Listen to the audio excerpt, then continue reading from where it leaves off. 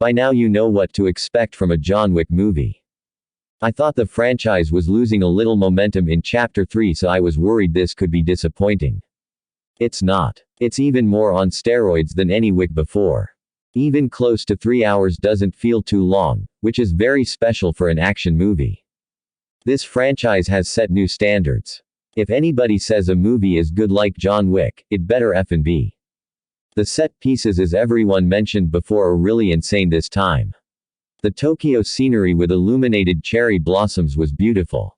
The only super illogical thing that bothered me was that nobody flinched at the nightclub. Eventually they did, but after a whole 10-minute beatdown through the whole club. But then again, it's a shady nightclub for high-table people. If you like the first 3 movies, get your ass to the cinema. Yeah. Ever since the original John Wick, the franchise has set a standard of what action in Hollywood should be. Thanks to Chad Stahelski and Keanu Reeves' knowledge of the technical aspects of shooting action, they've been able to deliver expertly choreographed, shot, and edited action films that are now the go-to as examples of great action filmmaking. And so, the expectations for the 4th film were fairly high, especially as it became more apparent this was not only the culmination of everything before it, but a whopping 169 minutes long. Rest assured, however, that it delivers in spades. Everything we have come to know and love is here, but with an infusion of creativity like we haven't seen from the franchise yet. John Wick is in a bad way as we open up. He's a man on a mission to get out from under the high table with seemingly no end in sight. As he blazes a trail of bullets and corpses, those who have helped him or crossed his path find their own lives disrupted. With all hope lost, he soon finds the opportunity he's looking for when he discovers that he can put his life on the line for a chance to finally get out.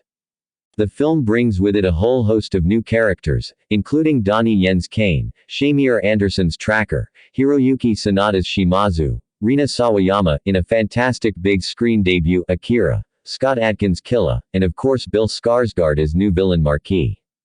It's a full cast, but everyone gets a chance to shine and could easily have their own films. Donnie Yen in particular demonstrates, once again, that he is a legend in this industry with several great fights of his own. But, of course, this is Keanu's film all the way, and he gets to bring everything with him in the biggest film yet.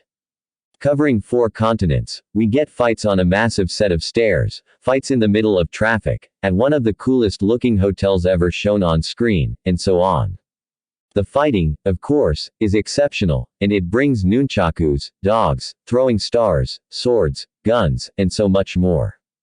It's everything a John Wick fan could want, and, because these films are so technically proficient, you never feel like you're missing any of the action. Possibly the most creative choice is my favorite scene, one that combines a visually fantastic weapon with a shot choice that is unusual for action films of this nature, but the combination of these two pushes the scene into maybe one of action film's greatest scenes. Admittedly, the story does leave a bit to be desired, but the minor complaints about these kinds of things pale in comparison to what we get. Hollywood has a new film to hold itself to, and I have a feeling that, at least for me, action filmmaking will be judged by the standard this movie sets. It's such a blast, I already want to see it again. Stuntman turned writer-director Chad Stahelski struck gold with his 2014 surprise hit John Wick. It was somewhat of a comeback for the legendary Keanu Reeves and reinvigorated the action genre. Since then it's become the action juggernaut franchise. Now we are on number 4, and while usually things get redone with that amount of sequels, this film innovates and thrills to new heights in an absolute epic. One of the most surprising aspects of this particular entry is the story being written as well as it is. Something that is hard to come by in the genre at times. Not saying the others in the franchise weren't, but this is easily the best story, diving deeper in the high-table aspects as well as John Wick's true emotions. The rich characterization is also at its best with outstanding additions like Skarsgård, and even more screen time for supporting greats like Fishburne to complement the magnificent Reeves.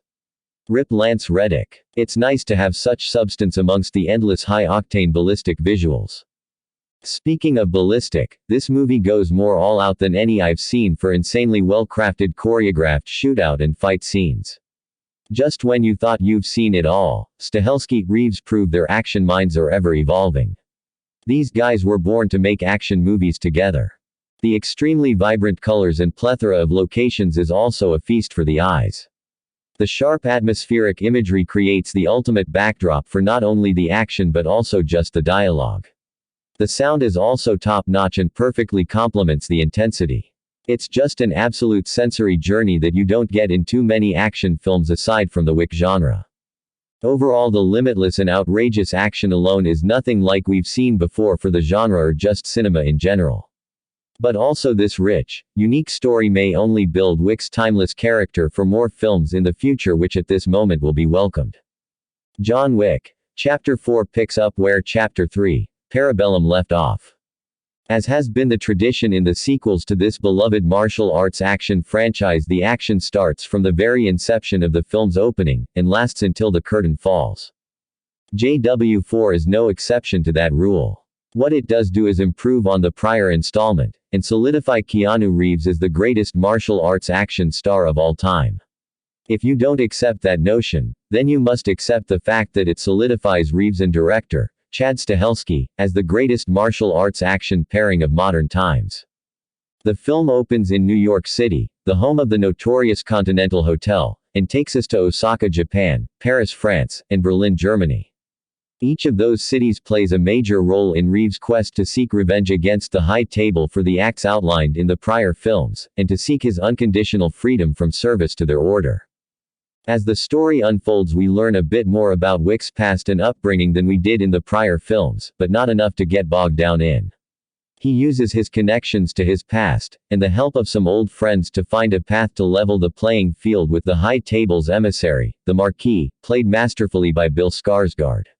Skarsgård makes the character memorable and unique, with just a hint of Santino from the second installment. Keanu Reeves is John Wick in John Wick 4. Photo credit. Murray Close. Hiroyuki Sanada and Reeves are reunited, having starred in 47 Ronin together. Sanada, as is always the case, is a strong presence in the film and makes the most of every scene he is in. He is a great addition to the film. The Osaka Continental fight scenes are groundbreaking, and among the best and most exciting in the entire series. This is some of the best fight and action choreography you will see, only topped by other scenes in this same movie. Scott Adkins plays an unusually larger-than-life villain adeptly. The action and violence around the Berlin scenes involving his character, and his relationship to Reeves' past is fun to watch. Adkins is great to watch, whether starring in his own projects, or supporting, as he is here. Shamir Anderson and Clancy Brown are new to the series and add great value. Anderson is a cunning assassin conflicted between admiration and greed. Clancy Brown is a strong presence and welcome replacement in the role of adjudicator. I found Asia Kate Dillon's version of the same character to be the weakest part of the prior film, and, perhaps, of the whole series. Mark Zurer, another great martial artist, also has a prominent role as the Marquis right-hand man. Ian McShane and Lawrence Fishburne return and offer more than just familiarity to the cast. Their roles are significant and meaningful. Donnie Yen brings not only his skills as one of the finest martial arts movie stars in the world, but lends his presence as a charismatic and riveting figure. He plays the role of Kane with complexity and humanity that is a terrific mirror to Reeves' Wick, his friend and adversary by circumstance. This was a fantastic choice to take the Wick series to a new level. Keanu Reeves continues to be engaging, empathetic, and dynamic in the role of John Wick. While the series has strayed a bit from the deeply reluctant anti-hero of the first film, we continue to cheer for the good guy caught up in a bad world. One of the great strengths of the film is that Reeves and Stahelski are not afraid to let characters other than Wick shine. In fact, all of the stars of this one have their deeply profound and memorable moments in and out of the company of the main character. This really works. As for the fight and action choreography, the stunt team at 8711 continue to elevate the game. The film has three major, larger-than-life action sequences, that each, individually, outdo anything you will see in any other non-John Wick movie. As mentioned previously, the Osaka and Berlin scenes were high-energy, high-body count affairs. They were complete with gun fights, sword mastery, gunplay, and one of the best nunchuck displays you will ever see outside of a Bruce Lee movie. As for the scenes in Paris, at the Arc de Triomphe, and on the church steps, they are unlikely to be forgotten and unlikely to be topped for years to come, if ever. They are unique and exciting and violent feasts for the eyes. While I have heard some say that John Wick, Chapter 4 is the best installment in the series, one have to disagree. Nothing can top the original, in my opinion. However, Chapter 4 is a worthy installment for sure. Will there be a Chapter 5 to the John Wick saga? Remember, I said this was a spoiler-free review. John Wick, Chapter 4 earns a 5 out of 5 star rating. It is worth seeing, and probably seeing again. I predict a significant box office gross for this one, and it is well deserved. Most American action flicks released these days have poor screenplays and overuse computer-generated imagery. The John Wick franchise is one of the few exceptions, along with Mission Impossible. These franchises keep getting better with every entry. Hollywood can make action masterpieces, but Marvel has greater demand, so that's what we get most of. It's a shame. The stunts and choreography are beyond impressive. Every artist involved does their job to perfection. Donnie Yen's performance is unbelievable. Not only does he fight great, but he also has to move like a blind man. Keanu Reeves is also very impressive. Keanu is John Wick. Although there are a few scenes where his enemies stand by and wait for their turn to attack, it's easy to overlook because everything else is so great. I can't fathom how anyone could choose to watch Ant-Man over John Wick. It's so fast-paced, and the choreography and stunts are mesmerizing and brutal. When the action breaks out, it's unbelievable.